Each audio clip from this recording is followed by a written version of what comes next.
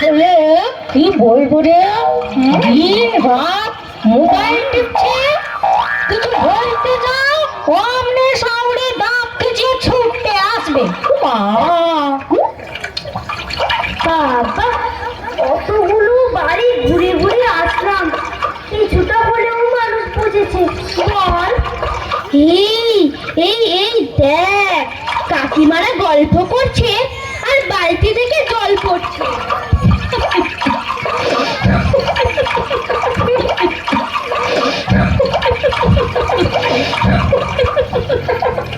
ও কাকিমা, কলটা বন্ধ করে গল্প করতে পারো তো, এতে জল নষ্ট হচ্ছে না।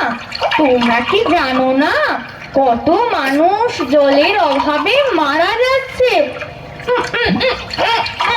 ভুল হয়ে গেছে বাছা, আর হবে না। এই নে হলো, এই দিদিমণি এমন জল জল বলে ছেলে মেয়েদের খেপিয়ে তুলছে কারবার দিকে।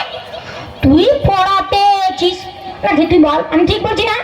তুই পড়াতে এসেছিস, তুই পড়াবি।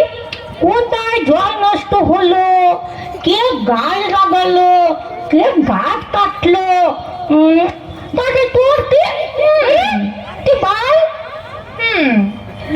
তাই যাই বলো দিদি, এই জিনিসের কিন্তু প্রয়োজন ছিল। আমার বর রাজস্থানে গেছে, সে বলেছিল বটে ওখানে খুব জলের সংকট। তাই কাউকে না কাউকে তো এগিয়ে আসতে হতো।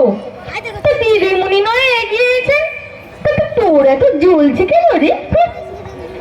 খাট হয়েছে বাবা, নে চল।